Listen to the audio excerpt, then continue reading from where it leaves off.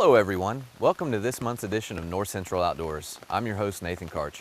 Having a little bit of precipitation here in Trousdale County when we chose to pick this segment, but that's all right, we're just going to roll with it. So today's segment is going to be all about deer season, specifically our statewide archery opener. So we've already had our velvet season, our 3-day velvet hunt. Despite it being 100 degrees practically all 3 days, it was a really productive hunt. Lots of big bucks being killed, so that was really cool to see. But we're going to discuss our statewide archery opener and go from there. So first and foremost, we're going to talk about the appropriate licenses that you need. As always, if you are a lifetime license holder, then everything is covered. It covers all of your state supplemental licenses. So you're good to go there. The sportsman's license, if you get that, it's a type 004.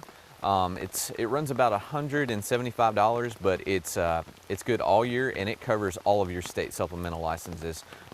Just like the lifetime license, it's basically an annual way of getting everything every single year. So you can do that, and then if you just want to build your own license, you can start from scratch, get your basic type 001 hunt fish combo. That allows you to fish, and then allows you to hunt small game, and then if you want to hunt big game, you'll have to build on that and get your supplemental licenses. So say you want to hunt just gun in deer season, you'll get big gun, the supplemental license that is a type 009. And then that will also allow you to hunt gun during spring turkey as well. So you don't have to buy both of them every single time if you're hunting different game species. Also, if you hunt archery in deer season, that will be a type 010, and that'll allow you to hunt archery as well during turkey season. So just be mindful of that you do have to purchase those additional supplemental licenses. And then if you're going to hunt public land, there is also a supplemental license for that. I personally, I get my sportsman's license every year. It's just a one and done thing. I know I'm covered for anything that I want to do or might have an opportunity to do. So if you have any questions about that, please don't hesitate to contact us. One of our regional offices we'll get you all squared away. Next is tree stand safety. So most people utilize tree stands for archery. Some prefer ground blinds, but first and foremost, tree stands are very, very popular. We want to encourage everyone to wear a safety harness while you're up there. Make sure to have 3 points of contact at all times when you're climbing up the tree. Use a lineman's rope when you're ascending and descending the tree. That's very important, just having an extra point of contact, and if you were to slip or something like that, you're still attached to the tree. For you saddle hunters out there, you know what I'm talking about. Use a series of ropes and tree tethers and lineman's belts. That's the safest way to do it. If you don't know anything about saddle hunting, I encourage you to look at that. It's a really neat method, and it's one of the safer methods out there for tree stand hunting. Also, please use a gear hoist or a haul line to get your gear up into the tree. That's the safest method to get your gear up in the tree instead of just trying to take it all up at once. You can attach your backpack, your bow, your rifle, whatever you're using at the time. Just attach it with a carabiner, and once you get up there, you can kind of pull it up. But then, when you're descending, you just attach it again and hoist it to the ground. So that's one thing that we want to encourage you. Every single year we have several incidents around the state where people fall out of tree stands or they really hurt themselves ascending or descending the tree, and usually 9 times out of 10 they are not using any type of safety harness. So please use your safety harness. Another thing to discuss are the appropriate weapons to use during archery season. So for most of y'all, that's going to be your compound bow, but a lot of times you might want to go the traditional route. You might want to use a recurve or longbow. That's perfectly acceptable. Crossbows are acceptable as well as an archery method. The only thing that you can't use is an airbow, like a pneumatic airbow. I know those are becoming more and more popular these days, but that does not apply to archery season. You have to only use those during gun season. So if you're thinking about using an airbow, you're going to have to hold off until the statewide gun season opens up. Next, Tagging. Tagging is very important. So we have implemented a law in our state. It's tag before you drag. So if you harvest an animal and you've got it on the ground before you start dragging that animal to your truck, you need to tag it in. How you do that is you can do that online.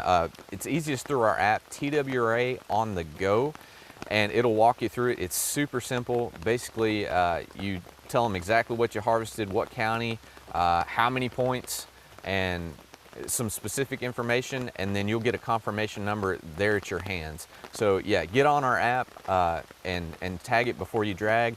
If you don't have service in the area that you're hunting, then there is an alternate method to do that. We've got some physical tags that are attached to your licenses. And if you will go online, once you get your license and look up your profile, you can actually print off those physical tags. Those have to be attached to the deer prior to you leaving the field, if you're transporting them home, to when you get service, and then you can actually check it in online. But those physical tags have to be attached to it if you don't have service. So just be mindful of that. We're trying to crack down on people not tagging their animals and trying to get a second or third one. So please tag your game. Also, baiting. We discuss this every single year. Baiting is not legal in Tennessee. I know it's legal in Kentucky, but it's not legal here in Tennessee. So can't hunt over a corn pile or anything like that. There are some gray areas with like food plots and stuff like that, or agricultural fields. If you're hunting a standing cornfield or a standing soybean field, that's perfectly normal, and that's acceptable. That is legal. But the moment that you alter something like that, so for example, if you are hunting a standing cornfield but you decide to go grab some ears of corn and place them in a pile somewhere, you have altered that stand of corn, and that's when it becomes baiting. So can't do that. Also, same for like acorns and persimmons. If you go and pick a bunch of those and place them in an isolated location under your tree stand or something like that in a pile, you have therefore altered that. That is not a normal agricultural practice, and you are baiting. So if you're on the fence about it, just don't do it. If you want to get some more information about that, please contact our regional office or our county, your county game warden, and they'll be happy to answer those questions. And then finally, if you've not had an opportunity to take hunter education, please go ahead and do that before you go out hunting. You do have to have that here in the state of Tennessee before you go hunt. The only exception, we do have a hunter education apprentice license that you can purchase. That basically allows you to be exempt for the year as long as you are in the company of an adult who can take immediate control of the weapon. You can purchase those apprentice licenses for 3 consecutive years, but after that you do have to get hunter education. So it's easier than ever now. Once COVID hit, the NRA started putting on a hunter education program exclusively online, so you don't have to attend a traditional class that's like a week long, or you don't have to attend a field day where you have to perform shooting during that day. Everything is completely online. You can save your progress as you go, and it's very easy to accomplish, and it's free. So get on TWRA website and look for a location near you if you want to do the in-person, but if not, go to the NRA website and it's completely free, and get that certification before you go out hunting. And then finally, we want to wrap it up with you are our eyes and our ears out there.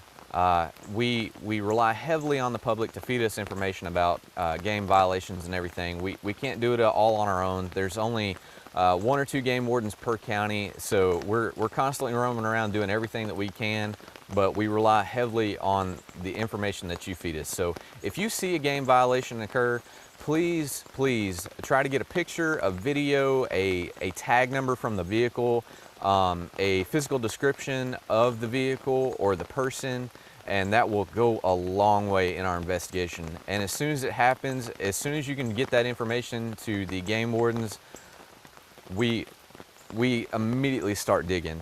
So the longer that you sit on that, the less that we can really accomplish, and that violation just goes unprosecuted. So please report those violations. You can do that at our regional dispatch for Region 2, where we're at is 615-781-6581. Again, 615-781-6581, and you can report any game violations to that number. That's our regional dispatch. We appreciate y'all. We hope everybody has an opportunity to get outdoors, maybe harvest a buck or a deer for the very, very first time, or maybe you'll get that big one. But hope everybody has fun, and above all, be safe. We'll see you next time.